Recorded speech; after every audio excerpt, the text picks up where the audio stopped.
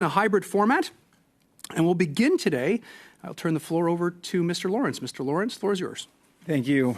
Thank you very much, Mr. Chair. And I'm disappointed that we have to be here today, but I think it is very important that we are. And of course, the subject of our 106.4, or the calling of the emergency sitting of the Transport Committee, is with respect to the unfortunate incidents that happened over the Labor Day weekend.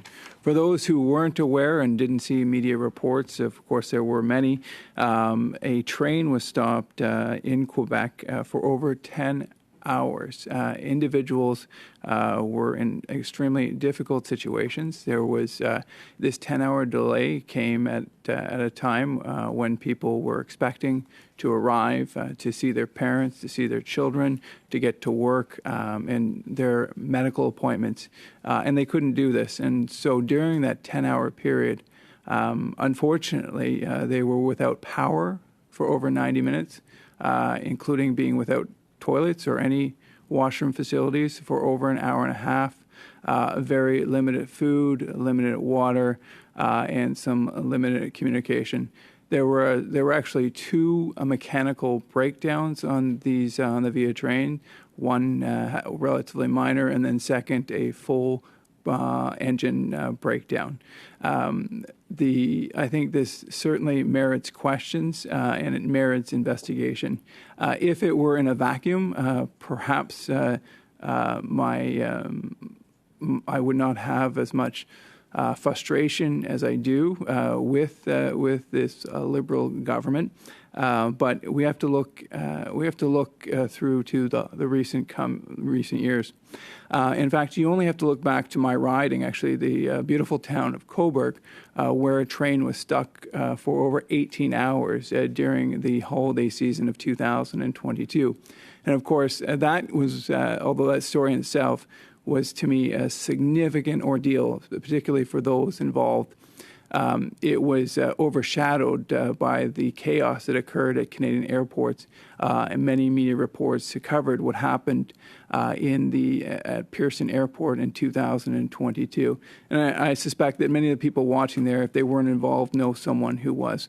These were people who were counting to get home, to see grandchildren, to see children, and were stuck in the airport for hours at a time. And then that's why we called this 106.4 emergency meeting of the Transport Committee to schedule a series of meetings to get to the bottom of this and to make sure that if, in fact, incidents happen again, they don't result in such tremendous ordeals for people being stuck for hours on end without any way of getting to their loved ones, without making their business meetings, and perhaps most disturbingly at all, going hours with limited food, sometimes without electricity, and with even limited washroom facilities.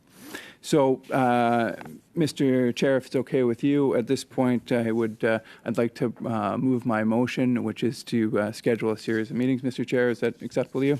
Sir. Perfect. I believe it has been circulated in both official languages. If it has not, we will make sure that it does shortly. Madam Clerk, do you have it? Yeah. Perfect. I'm going to read it in English, and then we'll make sure that everyone has an English and French copy. Okay, I'll let you read it, sir. And then afterwards, I just want to confirm that everybody has it. And if they don't, perhaps we'll suspend for 2 to 5 minutes to make sure that we can all be on the same page. I think that's fantastic, Mr. Chair. Thank you. Turn the floor to you, sir. Perfect. So I'll just read the text of our motion, and it is the following. Given that over the Labor Day weekend, passengers on Via Rail train 622 from Montreal to Quebec City were stuck for 10 hours with little communication from Via, no food, no water, and even a period of no electricity, washrooms, or air conditioning.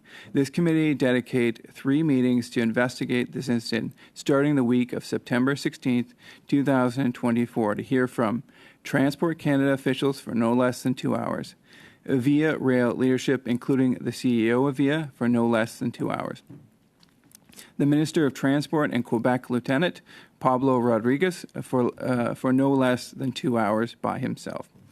and that the committee condemn the federal government's failure to sustain reliable passenger transportation systems as demonstrated by the below, and report this finding to the House. B, that VIA passengers were stranded for over 18 hours with little or no communication during Christmas 2022. 40% of VIA trains were late in 2023, that VIA paid out $11 million in bonuses in 2023 despite these failings. Canadian Airlines are among the lowest-ranked North American carriers when it comes to customer satisfaction, and the Toronto Pearson Airport has been ranked the second worst for large airports in the continent for overall traveler satisfaction.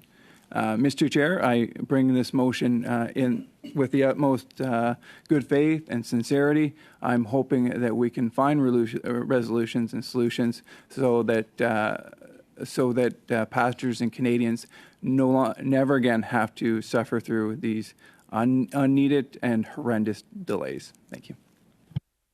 Thank you very much, Mr. Lawrence. Before I turn it over to members, I see there are a lot of hands up, and I'll make sure that we get to everyone. We'll suspend for why don't we get 5 minutes so that everybody has a chance to look at what's been put forward by Mr. Lawrence. So this meeting is suspended. We'll reconvene at 11:21. Colleagues, our speakers list as it stands right now is Sherry, Luke, Xavier, Taylor, and Dan. And I'll turn the floor over to Sherry. Ms. Ramanado, the floor is yours to discuss the motion put forward by Mr. Lawrence. Thank you very much, Mr. Chair, and I'd like to thank my colleague for bringing forward this motion of study. And in looking at the motion, I think we can all agree that the focus of this study and the concerns that we have is about the experience of the passengers who were affected on this train. And yet I don't see an opportunity for those who were actually affected on the train to provide their testimony. So I would actually think that we should offer to those who were affected to come and share their story about what happened so that we can better understand. And I'm trying to think of the best way that this committee could move forward in terms of understanding what happened. So I actually think it would be great to hear from the passengers, to hear from Via Rail, to hear from Transport Canada, and of course the minister. But I think that we really need to hear from the passengers. So with that, I think I'd like to amend this motion to include the passengers who were on Via Rail train 622 on that date. And obviously, after Part A, I think that obviously I wouldn't support that statement as indicated. And then I would actually amend to remove sections B and C. So I think the focus, I think we can all agree, is to make sure that this never happens again and to understand what happened. So again, I would like to amend the motion to include the passengers in section A, and also to perhaps I would actually even amend it to include that the committee request the letter, that I believe there were media reports that the Minister of Transport issued a letter to Via Rail. And so I would actually ask that the letter that was shared from the Minister to Via Rail to be shared with this committee as well. Thank you, Ms. Romanado. Could you clarify the aspect that you'd like to have removed, just so that the clerk and I can kind of put something more concise together? Certainly. So the amendment is that we include, after given that, Section A, we include a bullet to include the passengers affected, and that we also remove from this committee condemn the remainder of the motion and replace that with the committee request the letter the minister sent via rail as reported in the media. Thank you, Ms. Romanado. So we've heard the amendment as proposed by Ms. Romanado. The discussion moving forward, I see your hand, Mr. Lawrence. The discussion moving forward now will be about the amendments put forward by Ms. Romanado. And I have on the list Mr. Bertod, après ça, Mr. Barcelou-Duval, Mr. Back, News, et après ça, on revient avec Mr. Lawrence. And then we'll come back to Mr. Lawrence. Mr. Berthold, you have the floor. Thank you very much, Mr. Chair. I'm happy that we're here to talk about this unacceptable situation that occurred. Passengers were stranded for almost 10 hours in a Via Rail train, 45 minutes out of Quebec City. There were a few minutes from Laurier Station. This is a village that will be a part of Mégantic-l'Érable-Binière, of that riding. And there would have been ways to help people get off that train and to assist them. I think it's important that we're here and that we shed a light on the situation. For those who would like to know what happened, passengers were given little information from Via Rail during this unfortunate experience. I would like to read a few excerpts of testimony from passengers stuck on that train. We haven't had food since 9 o'clock. It is now 6:30 p.m. and people are getting impatient. What was a minor issue is now a major problem. And Ms. Carmel Tanaka stated, staff is not letting us get off the train. We cannot flush toilets. AC is not working. The train smells like burning rubber. There were passengers who were crying, who called 911. People were having panic attacks. Some were having medical issues and needed to be evacuated. This is unacceptable. This is unacceptable in 2024, especially when we look at the history of this government in the transport industry of passengers. This should not have happened, given what happened in 2022. In 2022, when my colleague Philip Lawrence mentioned it, there were passengers stuck in a train for 18 hours over in Ontario. 18 hours. What did the government learn from that? Clearly nothing, because there was chaos in airports as well in 2022, and everyone remembers airports. Passengers stuck for hours at Pearson Airport and the airport in Montreal. And 2 years later, something similar occurs in Quebec in a Via Rail train, and there was no plan. There was seemingly no plan to help those passengers. It's unacceptable. And the government fell short of what it needed to do. I would like to support the initial motion of my colleague, Mr. Lawrence. Yes, I agree that we should hear from passengers. I'm sure they have a lot to say. It is a very logical amendment, very reasonable. We do need to hear what they have to say. We need to ensure that the government hears from them and that the government understands its role to play. We can't act like this is the first issue and forget previous occurrences. We need to condemn the federal government for not adopting measures following the chaos from 2022. That is why I believe we should maintain the second part of the motion, that this committee condemn the federal government's failure to sustain reliable passenger transportation systems as demonstrated by the below, and report this finding to the House. That's why I'm happy to see that the committee seems to be going in the right direction, that we will hear from the Minister, from the Department of Transport, from Via Rail, and from passengers, but we can't act like this is an isolated incident. This is a result of 9 years of federal government inaction by the Liberals for passenger transportation, and we need to condemn this. Thank you, Mr. Chair. Thank you, Mr. Berthold. Next, we'll hear from Mr. Barcelo-Duval and then Mr. Backrack. Mr. Barcelo-Duval, you have the floor. Thank you, Mr. Chair. I would like to start by saying that I found it completely unacceptable that people were stranded for 10 hours in a train.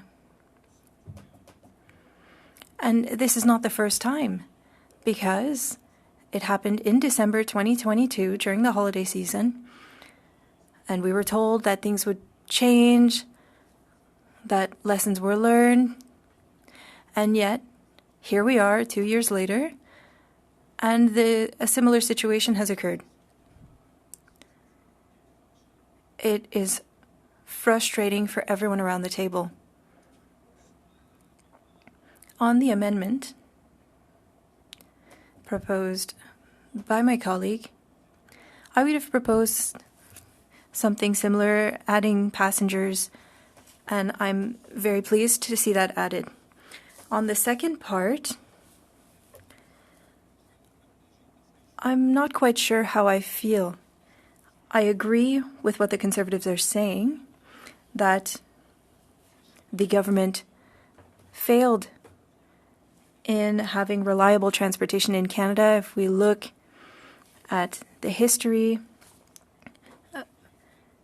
and we hear how it's taking longer to get through complaints. I think it takes about a year and a half to deal with complaints, and this timeline is getting higher. And we've heard about chaos at airports. And with Via Rail, the issue has not been solved. The only little note that I would add is that if we want to study this topic, I feel like we're stating the conclusion a little preemptively. That's why I'm not sure how I feel about the second part of the motion, even though I understand the sentiment. So I agree with adding testimonies from passengers. Now, regarding the second part of the motion, we could add this into the committee's report. Thank you, Mr. Barcelot-Duval. The floor is yours, sir. Sorry, Mr. Chair, you cut out there, but I'm guessing that you called my name. Yes, sir. The floor is yours. All right. Thank you. And good to see everyone again. Good to be back at Tran. I'm joining you from Prince Rupert, the westernmost terminus of Via Rail service, and a spot that some of you visited on the port tour we did something like a year ago. Anyhow, and I also want to congratulate Mr. Lawrence on his appointment as the new transport critic. It's good to have him at this committee. And as for this motion that's put forward, I share my colleagues' concern at what happened. I don't think anyone wants to see situations where rail passengers are put in a really challenging situation with limited amenities and a lot of uncertainty about when they're going to get home to their loved ones. So it's good to hear a shared level of concern around the table. Now, when it comes to the details of the motion, I think there are ways that it can be improved. And Ms. Romanato pointed out a couple of them. I certainly support the idea of hearing from passengers. But I am concerned about a couple of other aspects.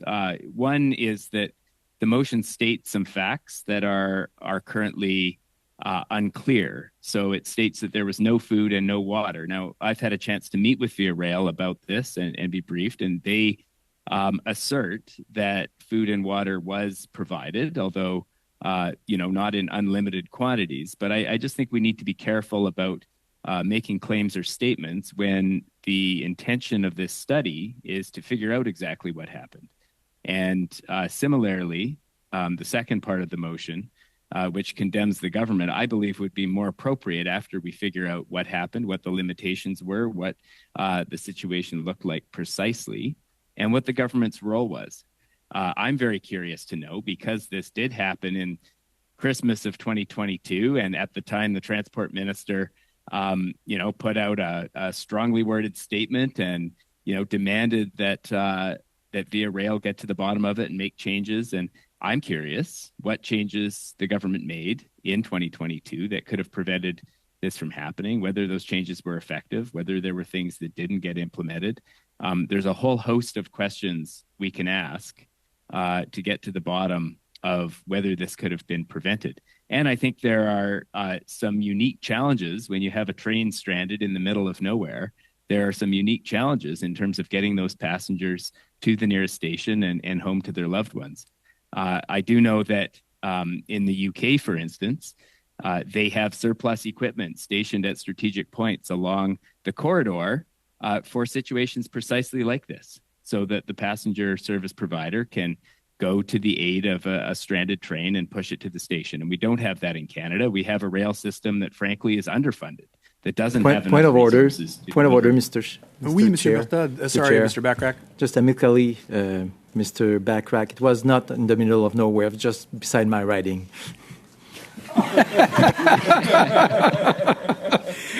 Merci, Monsieur Bertrand. As someone who has a very low Thank you, Mr. Bertel. the size of Poland, I take the point and I apologize profusely.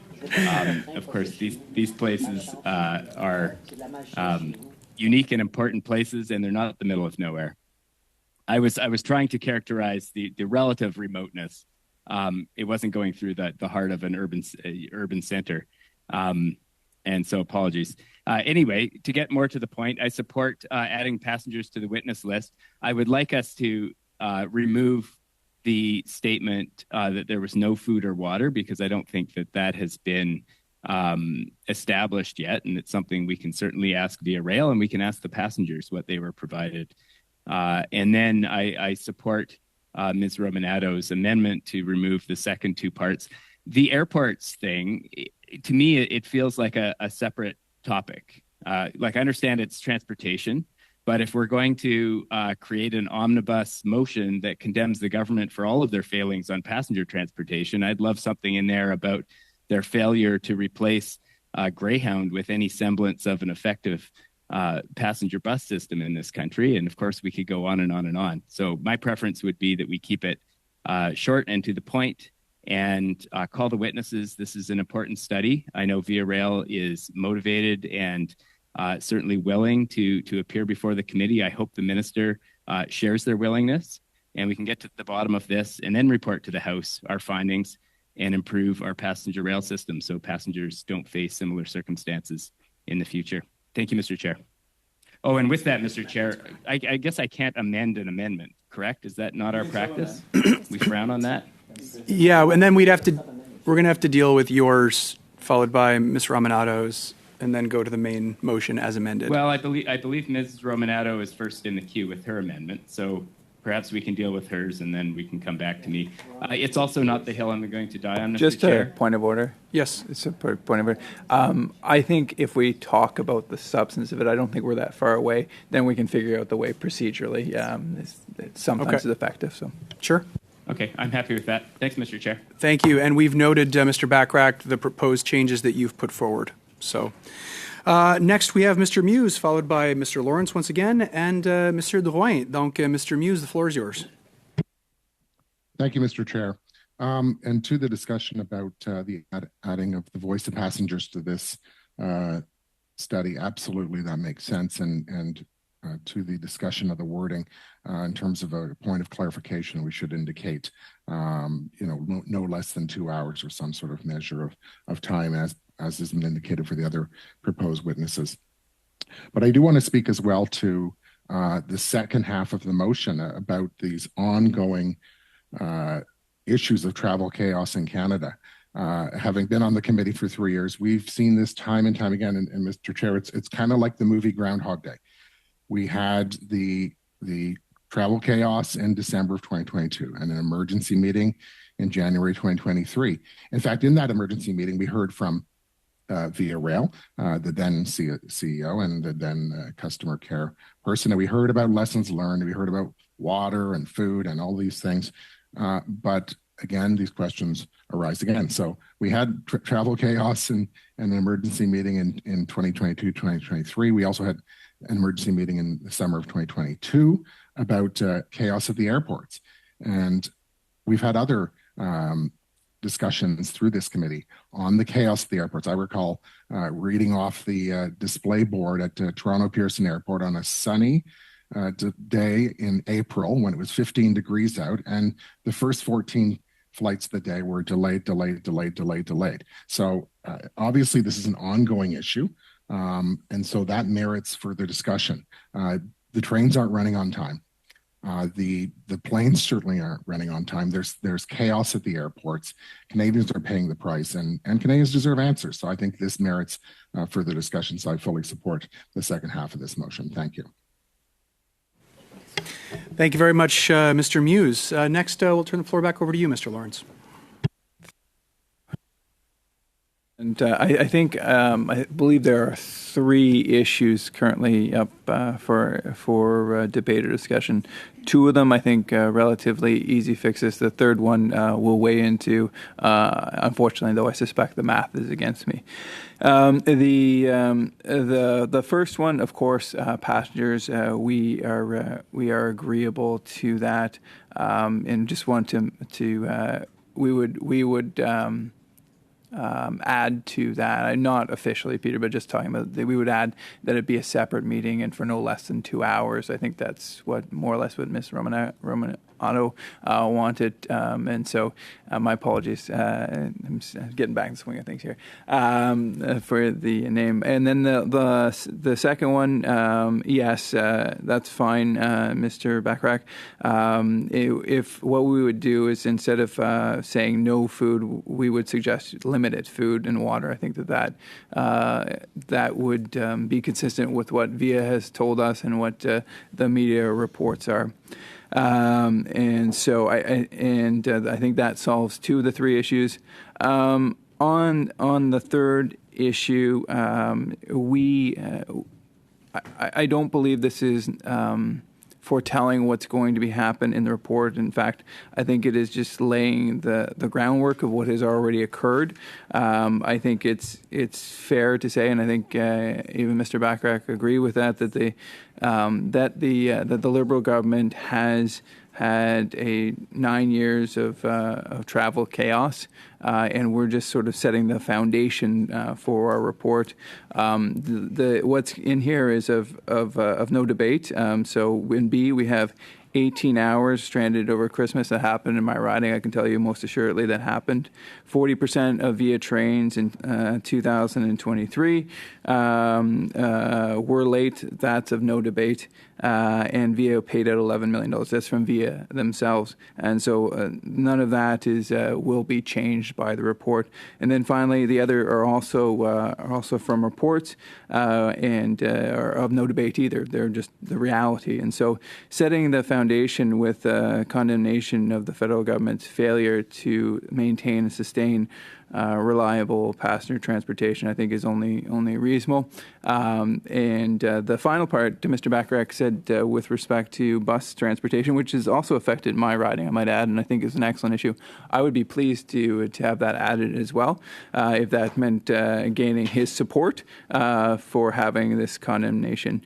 And I'm hoping we'll have the Bloc and NDP on that board. And Mr. Chair, I don't mean to, especially as a new person here, to step out of turn here, but I would maybe suggest we canvass the NDP and the Bloc, and if they want to join us in condemning the Liberal government, they're welcome. If not, we're willing to carry forward with the motion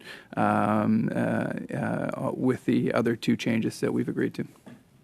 Thank you, Mr. Lawrence. Next, we have Monsieur Drouin, and then we'll try, if there's nobody else on the speakers list, to get to the sub-amendments, amendments, and so forth. So, Monsieur Drouin, la parole est à vous. Merci beaucoup. Thank you very much. I believe that Ms. Romanato explained it very well. We agree with most of the motion. And the important thing here is how passengers were treated. No government can ensure perfection. I was reading an article that happened in France. Passengers were stuck for 8 hours without power, restrooms, water, food. And I've been stuck in such a situation. Thankfully, I had food available, but passengers are the ones who suffered through this situation, and I think that it's important to focus on passengers. The second part of the motion veers away from what's important, what happened over Labor Day weekend. We need to focus on what happened, and then the committee can focus on this in its conclusion. If it wishes to condemn the government, it can. Airlines in 2022, I don't know if you traveled in 2022, it was chaotic everywhere. It wasn't only chaotic at Pearson Airport, it was everywhere. I was stuck in airplanes everywhere. So we can add a bunch of things to this motion, but I think that we need to focus on what happened on Via Rail train 622 rather. And so that is why I will support Ms. Romanato's amendment. Thank you, Mr. Drouin.